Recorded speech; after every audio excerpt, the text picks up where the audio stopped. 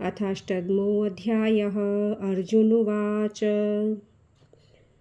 किं तद्ब्रह्म किमध्यात्मं किं कर्म पुरुषोत्तम अधिभूत च किं प्रोक्तमधिदैवं किमुच्यते।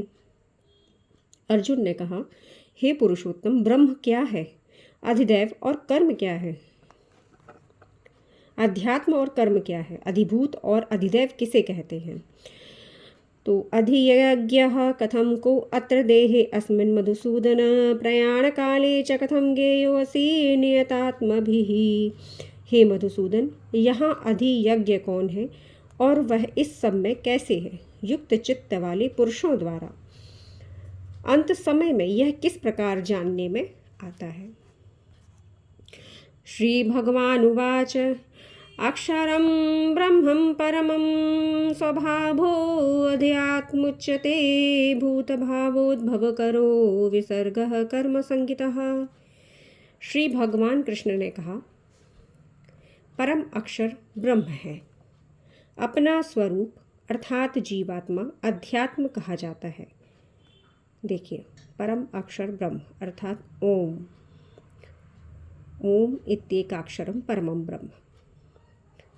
तो जो परमात्मा है उनका नाम ओम है, ओम अक्षर। भगवान कृष्ण ने कहा परम अक्षर ब्रह्म है, अपना स्वरूप अर्थात जीवात्मा अध्यात्म कहा जाता है।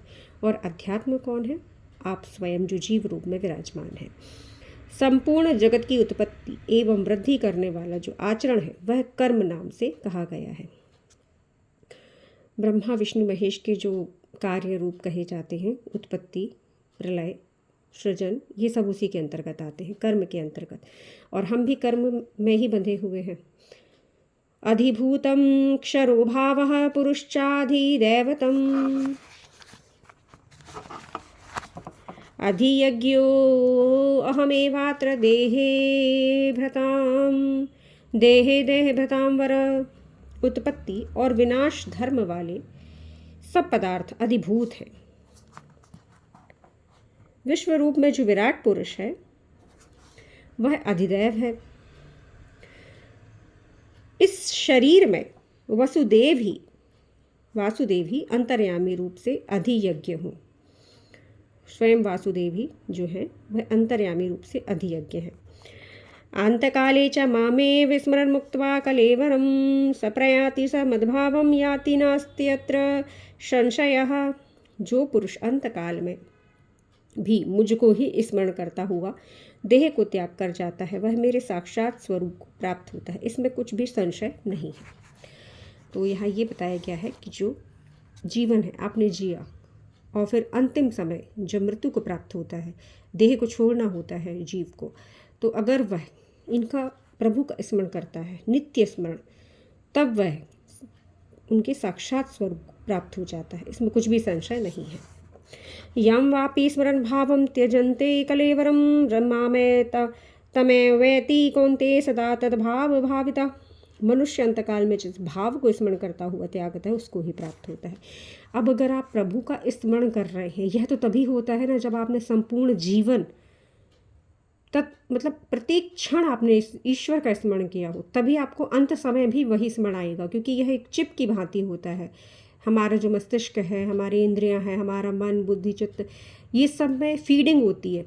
अब आप इस फीडिंग को कौन सी फीडिंग कर रहे हैं, अपने मस्तिष्क में या मन में जो छापने की प्रवृत्ति है, तो वही आपको अंत समय में भी स्मरण होगा, वही याद आएगा।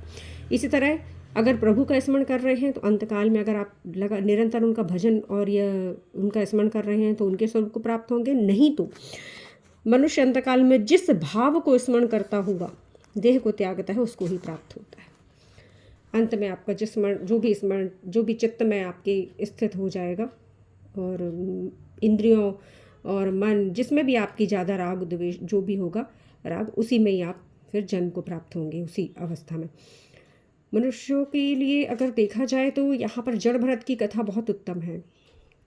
यद्यपि उन्होंने प्रभु का स्मरण सदा ही रखा था और ज्ञानी भी थे वो, लेकिन अंतकाल में हिरण के बच्चे का स्मरण हुआ आया और फिर अगली योनि उन्हें स्मरण में जो थी वही मिली हिरण की।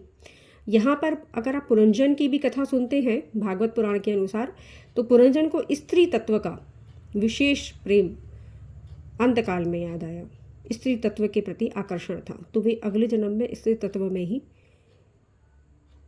देह को प्राप्त करते हैं, अर्थात वह स्त्री होते हैं।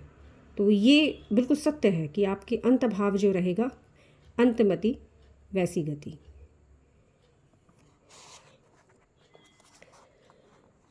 तस्मात् सर्वेषु कालेषु मामनुस्मर युद्ध च मय्यस मय्यर्पतमानो बुद्धिर्मामेवैष्यस्य संशयम्। इसलिए हे अर्जुन, तू हर समय निरंतर मेरा स्मरण कर, युद्ध भी कर। इस प्रकार मुझ में अर्पण किए हुए मन बुद्धि युक्त होकर तू निसंदेह मुझको ही प्राप्त होगा।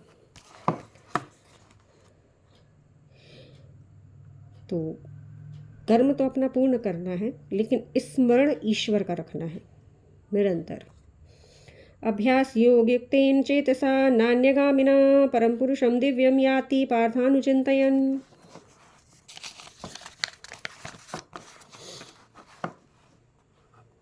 हे पार्थ, यह नियम है कि परमेश्वर के ध्यान के अभ्यास रूपी योग से युक्त मनुष्य परम प्रकाश रूप दिव्य पुरुष अथवा परमेश्वर को ही प्राप्त होता है, अर्थात परमेश्वर को ही प्राप्त होता है।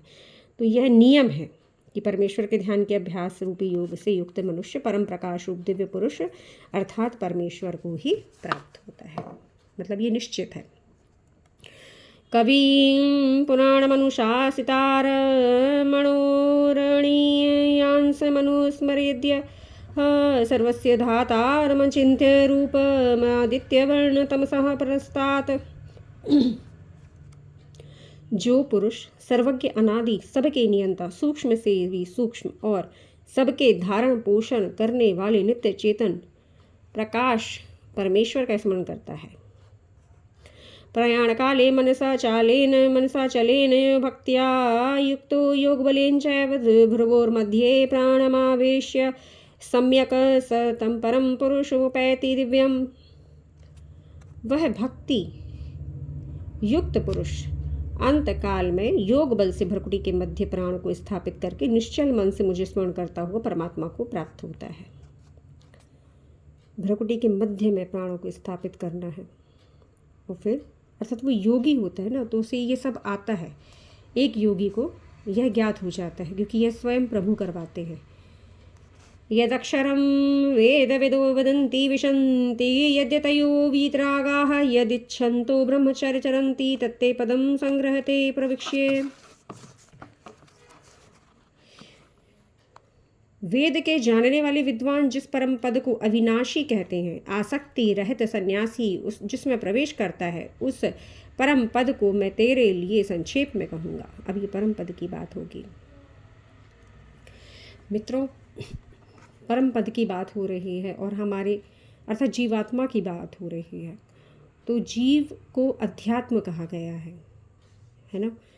तो इसीलिए अध्यात्म में प्रवेश के लिए मैंने अपना आध्यात्मिक जगत चैनल बनाया है, क्योंकि जब आपको ये प्रभु स्मरण करवा देते हैं सभी अंधकार को दूर करके, अज्ञानता को दूर करके कि आप कौन हैं, तो आपकी एक इच्छा होती है कि जो सभी जीव हैं उन्हें उनके स्वरूप में स्थित करने के लिए आप प्रयास करना प्रारंभ कर देते हैं। मैंने भी वही किया, क्योंकि ये व्याकुलता बढ़ती है कि अगर मैंने जाना है तो औरों को भी जानना चाहिए। तो आप मेरे अपना आध्यात्मिक जगत चैनल पर जाइए, उसे सब्सक्राइब कीजिए और जितनी भी वीडियोज़ हैं उन सब का अध्ययन कीजिए, जानिए उन कथाओं के द्वारा। मैंने बहुत सी कथाएं भी उसमें अपलोड की हैं, तो आप उन सबको सुनिए। आपको बहुत कुछ जागरूकता मिलेगी और साथ ही आप प्रेरित भी होंगे स्वयं की ओर बढ़ने के लिए, क्योंकि घोर कलयुग में विश्वास करना कठिन है। इस कलयुग में लोग स्वयं तक मतलब आप बात भी करेंगे ना तो सुनना ही नहीं चाहते हैं अध्यात्म की। इतना दूर हो चुके हैं हम स्वयं से, मिट्टी का अहंकार प्रबल है। तो कृपया अध्यात्म में प्रवेश कीजिए और स्वयं का कल्याण कीजिए, अपने परिवार का भी कल्याण कीजिए। मित्रों, इसमें असंग होना बहुत आवश्यक है। एक कहावत भी है कबीरदास जी की कि प्रेम गली अति सांकरी या में दो न समाए। दो कौन है आप जानते हैं? बाहरी रूप से दो नहीं कहा गया है, एक अहंकार और दूसरा आप स्वयं, जो आप यथार्थ हैं।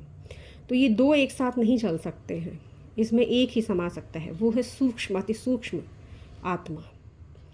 तो अपनी आत्मा तक प्रवेश करना बहुत आवश्यक है, क्योंकि अगर आपने बिना जाने स्वयं को देह त्याग किया तो निश्चित ही आपका जो अंत भाव होगा वो संसार से संबंधित ही होगा, आपका स्वयं का भाव नहीं होगा। ईश्वर तो बहुत दूर की बात है। तो मेरी बात हो सकता है आप समझ पा रहे हो, मैं आशा करती हूँ। तो कृपया अर्पणा आध्यात्मिक जगत चैनल को सब्सक्राइब कीजिए और वीडियोज़ देखिए, और जो अमूल्य समय है उसे नष्ट मत कीजिए।